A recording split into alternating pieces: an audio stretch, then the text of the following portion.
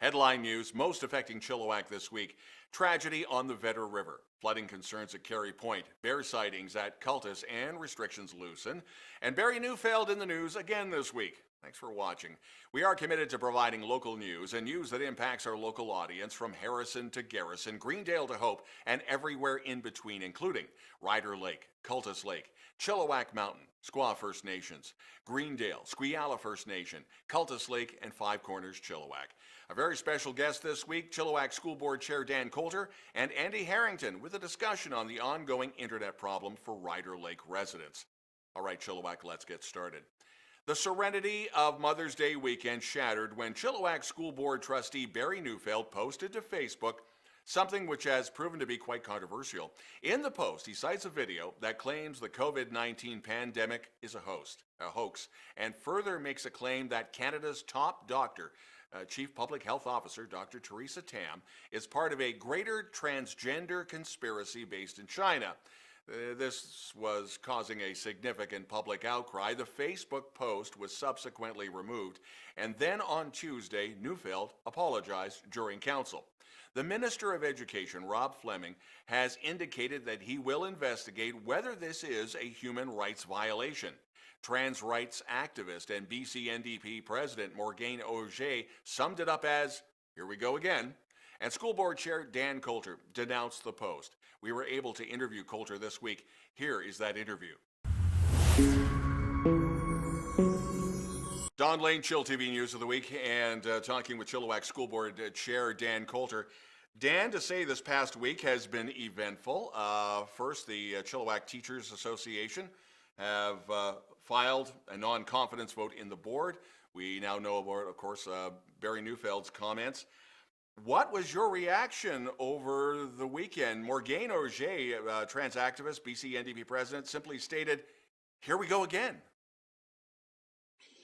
Yeah, well, I guess that was part of my reaction as well. Definitely, there's been Trustee Neufeld has definitely made a lot of statements, controversial statements over the years that I have disavowed every time. I found this one particularly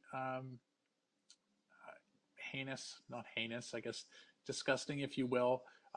It weaved in conspiracies, transphobia, etc. For like a 100-word statement, there was a lot to unpack there. There have been calls for the Ministry of Education to sanction Mr. Neufeld or do something. This is not a new argument. There are some people that may or may not understand the process. Can the Ministry of Education, in its worst case scenario, take one person off of a board, or would it have to be literally firing the entire board? I'm thinking of what happened a few years ago with the Vancouver School Board and what they went through with their budget process, et cetera, et cetera. Right. So the minister can remove individual trustees, but only in the case if they commit a criminal act. Right. So then they can be removed. Otherwise, if a board is not living up to its statutory obligations, like passing a balanced budget in Vancouver's case, then they can replace the whole board with a special advisor. There are concerns that, and again, it was coming from, I believe, Rob Fleming, that this could turn into a human rights case. Would it be a federal one because of the comments towards Dr. Tam? I'm not sure it matters who the comments were against and like whether that would make it a provincial or federal matter, but the province of BC now has a human rights commissioner. The new BC NDP government put that in place after they came to power. So that's a little bit different than what the process that Trustee Neufeld is already going through with the Chilliwack Teachers Association and QP 411, Canadian Union of Public Employees 411, where he's going through a process in front of the Human Rights Tribunal. I am not sure exactly what the differences are between the Human Rights Tribunal and the Human Rights Commissioner, but there are differences, and I know Minister Fleming has said that he is going to refer Barry's post to the Human Rights Commissioner. Where do we go from here now? I get the feeling with the apology that he may have had legal counseling on that. I'm just assuming on that end. Where do we go from here, or do we just sit and wait to see what the process does? Yeah, I'm not 100%. So I couldn't tell you what the board would do, because if the board is going to um, censure or make sanctions, that would be initiated in an in-camera meeting, and so I can't tell you whether or not the board is doing that. There, Trustee Neufeld could be in trouble legally. Um, I don't know. I'm not a lawyer, so I don't know the legal tests of defamation or hate speech or anything like that. Um, but I think I'm not sure if he had outside counsel, but I think that Barry Neufeld realizes that he really crossed a line here, and so he erased the post, erased his Facebook page, and he's in one line he said he apologized and that there was more to come. I don't know if the apology really wasn't in proportion to the post, that's for sure. Dan, when it comes to your job, it's never a dull moment. We extend the open invitation to you anytime to come on board and talk. And we'd rather, of course, obviously talk about good things with the schools. One other thing, just a sidebar, do we know that, we know Sardis Secondary wants to do a grad virtually. Do we know anything about GW Graham or Chilliwack Secondary, if they're going to do anything similar? I believe all the secondary principals got together and talked about grad ceremonies together, and I know GWG is definitely doing something similar. They've because GWG is my liaison school, and trustees generally speak at the graduations of their liaison schools. I know Sardis has already been recording their speeches Yeah. and grads, and GWG is starting that as well. And I assume that Chilliwack Senior Secondary will be doing that, and as well as the Education Center. Interesting times. Dan, again, a big thank you for joining us. Dan Coulter, the Chilliwack School Board Chair, and you're watching Chill TV's News of the Week. It started out as a fun Monday, diving into the river near Teskey Rock, and sadly, it turned tragic. Chilliwack RCMP confirming the body of a missing person last seen swimming in the Vedder River near Teskey Rock on Monday was recovered the next day. The search initiated Monday evening when Chilliwack RCMP received a report that a 22-year-old man had believed to have been drowned while swimming with friends at the Teskey Rock.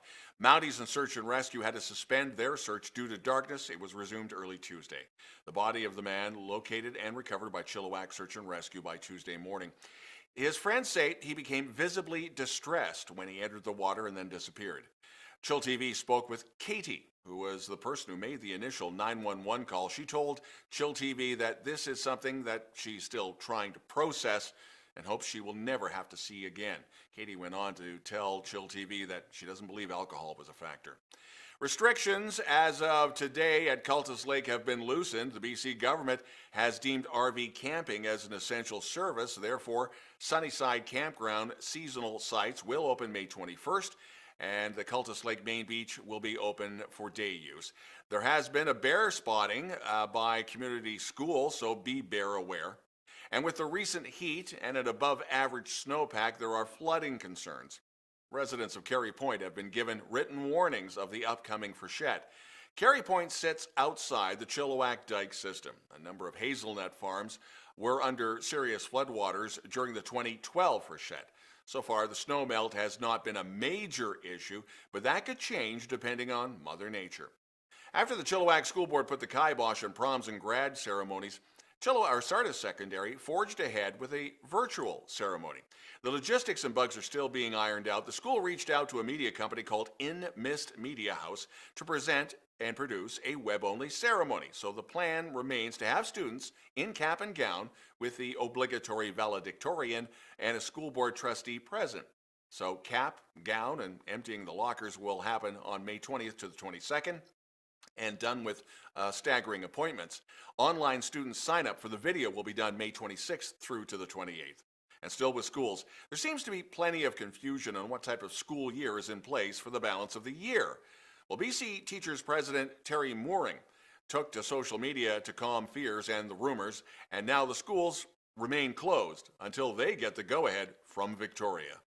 Wasting away, watching clouds float by my window. Chilliwack's Downtown Business Improvement Association's AGM will be held online. The 8th Annual Downtown Proud Awards will remain on hold, but the BIA told chillTV the AGM will be done virtually on June 25th. 8 directors to be elected, with 4 property owners and 4 commercial tenants, and they will have 2-year terms. To keep up to date on the changes, the BIA is asking everyone affected to follow on Facebook, Twitter, and the BIA website. Day use in BC parks was reinstated. Most provincial parks open for day use only today. Most campgrounds and backcountry camping open up on June the 1st. The Discover Camping Reservation System will be back online next week, May the 25th. All the off-leash dog parks in Chilliwack and the Fraser Valley have now reopened. However, social distancing is a must, and bylaw officers will be patrolling to make sure everybody follows the rules. Where it can be set up, gates will be altered so users can open and shut them by using their foot. One of the true leaders of the community is the unofficial mayor of Chilliwack, Harold Zinke, and while he has not been able to do much on street cleaning and socializing for the BIA because of the pandemic, that doesn't mean a celebration is not in order. Last week, Harold marked 21 years with the Business Improvement Association. Congratulations, Harold. And when we return, my interview with Ryder Lake resident Andy Harrington and the internet issue that keeps freezing up in Ryder Lake.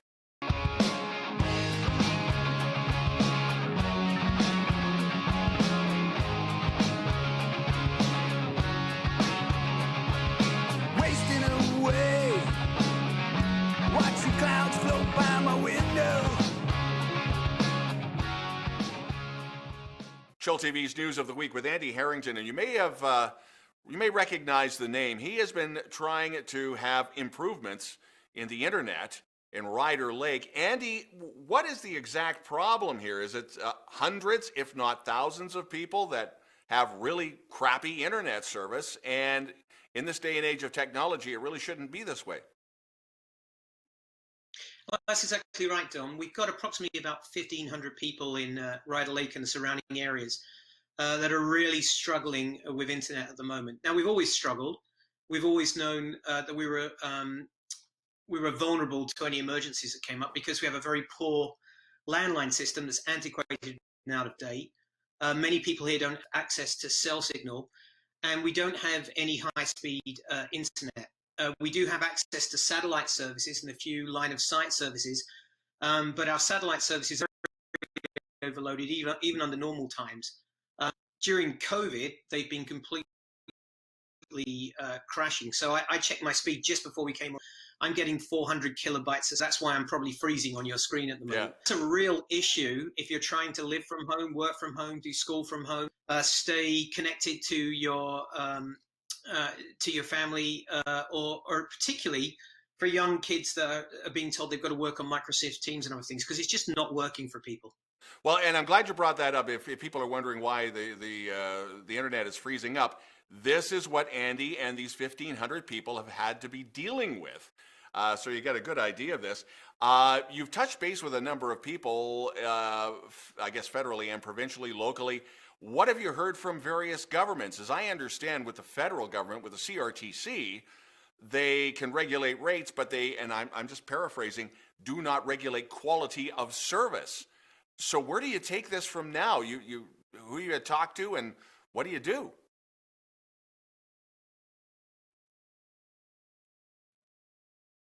And there's a couple of things. The first one, there has been a recognition, a special crisis.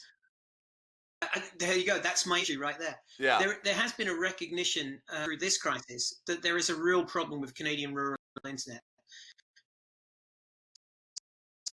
So we've been 3 different levels: at the municipality level, and also at the national level. So we know that our letter was forwarded to MP Mark Stroll, to the federal concerned. We know there has been some on that. We've also had a response from our local MLA, and we've had some Twitter, but not yet actually had a letter, Minister of Citizen Services. There is a fund that's been put together for $50 million. It's an emergency fund that's come out as a result of the COVID crisis. It's supposed to serve underserved internet areas. It appears to us that the only way you can apply for that is to be an internet service provider, which seems a strange way of doing it. So we've also been lobbying with our mayor, and we've received a letter back from the mayor to ask him to talk on our behalf. We are not a municipality. We're part of Chilliwack. We have no governing authority, so we have to go through the mayor. So we've had quite a lot of response, a lot of media coverage as well. I think people have been surprised that we can be so close to a major conurbation and have such limited internet. But we've heard some real horror stories up here of the sort of that people are struggling with. I heard from a kindergarten teacher who can't teach it and who is so disappointed she's not able to connect with her children, and their children aren't getting the education they need. From students in grade 12 drive down to car parks in Chilliwack and get on an LTE service for 3 to 4 hours a day so they can do their homework.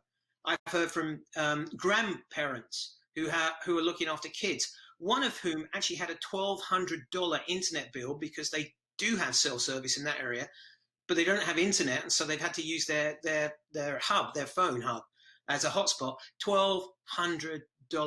Andy, Andy, I got to stop you there. With the speed and the cost. I've got to stop you there, but the freezing up is exactly the point that has to be made of the poor connectivity on this.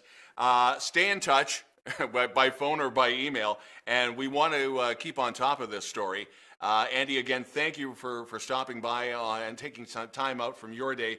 And again, technology-wise, this gives a lot of people exactly a reason why there is such a concern because of this freezing that we've had in our interview. Andy, a big thank you again. I'm Don Lehn, and you're watching chillTV's News of the Week.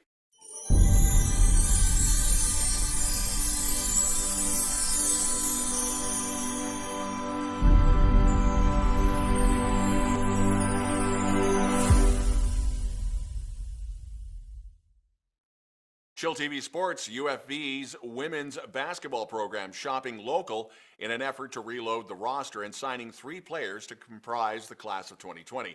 Abbotsford's products Kaylee Bolt of Yale Secondary and Govir Sidhu of W.J. Mowat Secondary have committed to their hometown squad, as well, Chilliwack's Sydney Frace of G.W. Graham makes a return to the Fraser Valley after a couple of years playing with the Douglas College Royals. The UFV men's basketball program doubling in size, signing the twin brothers Matthias and Zach Klim out of G.W. Graham. The Klims are rather imposing. They both stand 6'10", and coming off a memorable senior season, which saw them help the Grizzlies win their first BC AAA provincial championship in school history. While the COVID crisis has put a hold on the Fraser Valley Bandits' second season, the team continues to sign players and have fun summer promotions.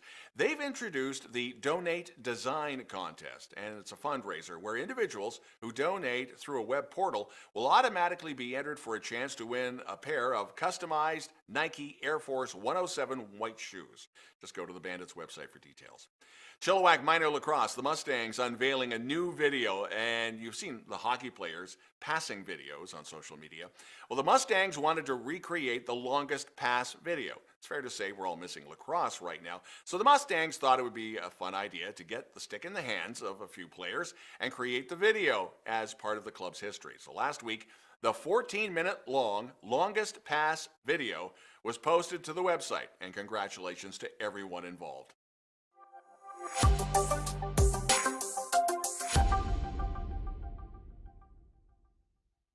chillTV weather. Well, last weekend was perfect for Mother's Day, but the heat is not coming back for the long weekend. Showers and the high of 18.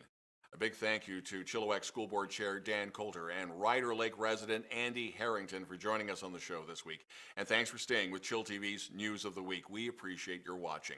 If you'd like to participate in reporting news in Chilliwack and you have a story you think we should know about, send us a note to news@chilltv.ca. We'd love to hear from you. Enjoy the long weekend. That's the news this week. I'm Don Lehn.